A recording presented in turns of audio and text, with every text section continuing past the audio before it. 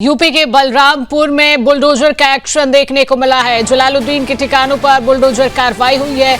अवैध ठिकानों पर तीसरे दिन भी कार्रवाई जारी है। चांगुर के अवैध कब्जे पर बुलडोजर एक्शन देखने को मिला है। 7 से ज्यादा बुलडोजर कार्रवाई में जुटे हैं। बड़ी खबर आप तक पहुंचा रहे हैं। चांगुर के ठिकानों पर बुलडोजर की कार्रवाई देखने को मिल रही है। चांगुर के जो अवैध कब्जे हैं उन पर बुलडोजर एक्शन देखने को मिल रहा है। अवैध ठिकानों पर तीसरे दिन भी बुलडोजर कार्रवाई लगातार जारी है। जलालुद्दीन के ठिकानों पर बुलडोजर की कार्रवाई। यूपी के बलरामपुर में बुलडोजर का ये एक्शन देखने को मिल रहा है। बड़ी खबर आप तक पहुंचा रहे हैं। तो अवैध ठिकानों पर तीसरे दिन भी कार्रवाई लगातार जारी है। चांगुर के अवैध कब्जे पर बुलडोजर एक्शन देखने को मिल रहा है। तस्वीर आप देख रहे हैं, लगातार बुलडोजर की कार्रवाई यहां पर देखने को मिल रही है। आपको बता दें कि चांगुर, जिहादी चांगुर फिलहाल पुलिस की गिरफ्त में है और उसके जो अवैध कब्जे हैं उनको पूरी तरीके से ध्वस्त किया जा रहा है। यूपी प्रशासन लगातार बुलडोजर की कार्रवाई कर रहा है और जो भी चांगुर के अवैध कब्जे हैं, अवैध, उन पर बुलडोजर की कार्रवाई जो है वो की जा रही है। लगातार तस्वीरें आप टीवी स्क्रीन पर देख रहे हैं। प्रशासन वहां पर मौजूद है। सुरक्षा के तमाम इंतजामातों के बीच ये कार्रवाई, बुलडोजर की कार्रवाई की जा रही है। लगातार तीसरा दिन है आज और तीसरे दिन भी लगातार कार्रवाई की जा रही है। जलालुद्दीन के जो भी अवैध ठिकाने हैं उन पर लगातार कार्रवाई है। तस्वीरें आप देखिए कि प्रशासन की तमाम टीमें वहां पर मौजूद हैं और पूरे सुरक्षा के इंतजाम वहां पर किए गए। इन इंतजामातों के बीच बुलडोजर एक्शन की कार्रवाई वहां पर की जा रही। किस तरीके से वहां पर बुलडोजर एक्शन किया जा रहा है, अवैध जो ठिकाने हैं जिन पर ये चांगुर ने कब्जा करके रखा था अवैध ठिकानों पर, उन पर बुलडोजर एक्शन किया जा रहा है।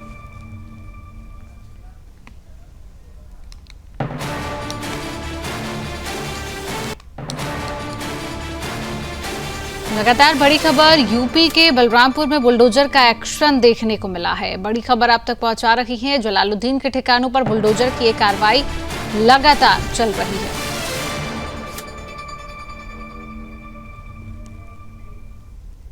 और अब बात करेंगे अगली बड़ी खबर की। बलरामपुर धर्मांतरण केस से जुड़ी हुई एक और बड़ी खबर सामने आई है। एटीएस को अब दोनों आरोपियों की रिमांड मिली है। चांगुर को 7 दिन की पुलिस रिमांड पर भेजा गया है।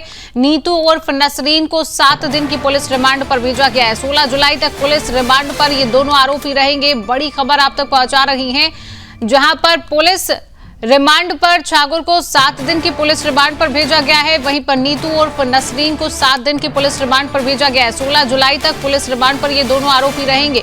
धर्मांतरण केस से जुड़ी ये बड़ी खबर है। तस्वीर आप देख रहे हैं जिहादी चांगुर की, जहां पर एटीएस को दोनों आरोपियों की रिमांड अब मिल चुकी है। चांगुर को 7 दिन की पुलिस रिमांड पर भेजा गया और उसके साथ उसी के साथ ही नीतू उर्फ नसरीन को भी 7 दिन की पुलिस रिमांड पर भेजा गया है।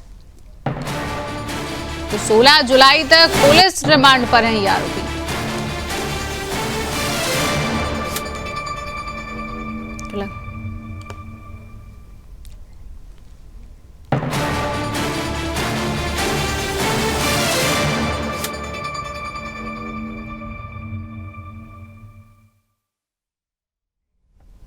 तो इसी खबर पर अधिक अपडेट लेंगे। हमारे साथ संवाददाता सुमित श्रीवास्तव जुड़ चुके हैं। सुमित, लगातार एक के बाद एक खुलासे हो रहे हैं और अब इसके बाद एक और बड़ी खबर सामने आती है कि चांगुर को 7 दिन की पुलिस रिमांड पर अब भेजा जा रहा है। क्या कुछ और खुलासे इससे हो सकते हैं? क्या कुछ इसको लेकर अपडेट अभी आपके पास है सुमित? जी बता दूं शिवांगी आपको कि अभी कल ही कोर्ट ने इसको आदेश दिया है कि इन दोनों को 7 दिनों का रिमांड दिया जाए और यूपी एटीएस के पास इन दोनों का रिमांड रहेगा। अब बता दें कि यूपी एटीएस की सबसे बड़ी ये कह सकते हैं कि अब कार्रवाई ये होगी कि इन सबसे ये उगलवाना है कि इनकी फंडिंग कहाँ से होती थी, किस इस्लामिक कंट्री से होती थी, कहाँ कहाँ पे इनके खाते हैं, कितने लोगों का धर्म परिवर्तन कराया है और कितने अपराध इन्होंने अब तक कर चुके हैं। तो ये सारी कार्रवाई यूपी एटीएस की अब जिम्मे हो गई है। यूपी एटीएस 7 दिनों तक ये पूछताछ करेगी और सब कुछ खंगाल के रख देगी कि इनके पीछे कितने बड़ा सिंडिकेट और है, उत्तर प्रदेश में ही है कि उत्तर प्रदेश के बाहर राज्यों में भी है। तो ये सारे पूछताछ यूपी एटीएस करेगी। और सबसे बड़ी बात मैं आपको बता दूं शिवांगी कि अभी एक और मामला सामने आया है इन्हीं का, चांगुर पीर का। इस जिहादी ने जो इसके साथ ये नसरीन पकड़ी गई है, ये भी पहले हिंदू हुआ करती थी, ये सिंधी थी। इसका जो पति था वो भी एक बहुत बड़ा व्यापारी था। इन दोनों को फंसाकर इसने सिंधी से मुसलमान में अपने जिहादियों में कन्वर्ट किया, उसका धर्मांतरण किया और अब इन दोनों ये दोनों मिलकर इसका सिंडिकेट संभाल रहे हैं। तो आप समझ सकते हैं कितना बड़ा इन सबका मतलब एक सिंडिकेट होगा, कितनी बड़ी इन लोग के पीछे साजिश होगी।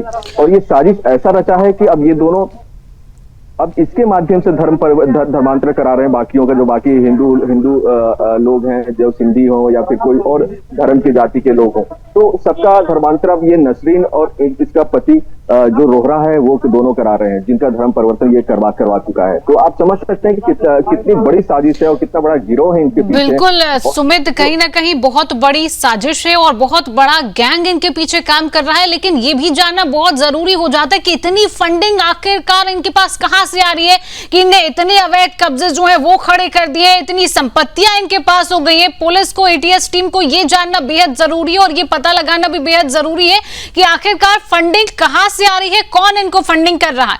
हालांकि सुमित, कई दिनों से छांगुर पुलिस की गिरफ्त में, क्या उससे पहले कोई अहम खुलासा जो हम दर्शकों को दे सकते, कोई ऐसी बात, कोई ऐसा खुलासा भी छांगुर को लेकर सामने आया है क्या सुमित? जी, आपको बता दूं शिवांगी कि जो खुलासे की अगर बात करें तो इनके नाम से बहुत सारे ट्रस्ट हैं, बहुत सारे हैं। जैसे मैं आपको बता दूं कुछ के नाम भी बता देता हूँ। आसवी इंटरप्राइजेस, आसवी चैरिटेबल ट्रस्ट हैं, जो जिसमें इनके पास पहले जब ये धर्मांतरण नहीं कराया था नीतू उर्फ नसरीन का, उससे पहले इसके खाते में 6 लाख रुपए हुआ करते थे। उससे कब 10 लाख हुए, कब 50 लाख हुए। वो इसके गिरोह जैसे बढ़ते गए वैसे इसकी फंडिंग बढ़ती गई और ये फंडिंग जो हो रही है इस्लामिक कंट्रियों से हो रही है, जिसमें एक पाकिस्तान भी शामिल है। तो इस तरह के चैरिटेबल ट्रस्ट, इस तरह के कंपनियां इसने बनाकर यहाँ पर रखा है उत्तर प्रदेश में, और इसी को खंगालेगी एटीएस, इसी को खंगाल कर देखेगी कि कितने पैसे इसमें जमा हुए और कहां से जमा हुए हैं और कितने लोगों का धर्म परिवर्तन अभी तक करा दिया है। इसकी फंडिंग की अगर बात करें तो फंडिंग तो इसकी बहुत सारी है। मतलब आपको बता दूं कि 100 करोड़ से ऊपर की इसकी फंडिंग हुई है।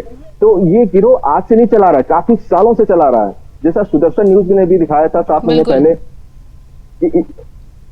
7 महीने पहले इसने खबर दिखाया था सुदर्शन न्यूज ने कि ये इसकी फंडिंग हो रही है और इसके माध्यम से कई धर्मांतरण हो भी रहे हैं। तो अब जैसे जैसे मामले का खुलासा हो रहा है वैसे वैसे चीजें सामने आ रही है। तो इस तरह की कई कंपनियां इसने बना रखी है उत्तर प्रदेश में, जिसमें आसवी इंटरप्राइजेस, आसवी चैरिटेबल ट्रस्ट है, एक बुटीक है, उसके नाम पे इसने अकाउंट खोल रखा है। उस अकाउंट खोलने के बाद इसमें पैसे जमा कर रखे हैं। तो ऐसी चीजें सामने आती रहेंगी। 7 दिन का रिमांड मिला है, तो 7 दिन के रिमांड में यूपी एटीएस पूरी तरह से अपने आप को तैयार रखी है कि क्या क्या मामला बिल्कुल सुमित, आने वाले दिनों में बहुत अहम खुलासे हो सकते हैं। यूपी एटीएस लगातार जो है वो अपना काम करेगी, लगातार पूछताछ की जाएगी और मुझे लग रहा है कई अहम और बड़े खुलासे जो हैं वो भी जो है हो सकते हैं। छांगुर से और नीतू से, नसरीन जो उसका नाम बदल कर रखा गया, उससे भी कई अहम पूछताछ होंगी। और अब ये देखना होगा कि ये जो 7 दिन की रिमांड है इसके बाद क्या कुछ अहम खुलासे निकलकर सामने आते हैं। हालांकि सुदर्शन न्यूज लगातार इस पूरी खबर पर नजर बनाए हुए है और लगातार एक अपडेट अपने दर्शकों को दे रहे हैं। फिलहाल सुमित, तमाम जानकारी साझा करने के लिए आपका बहुत बहुत धन्यवाद।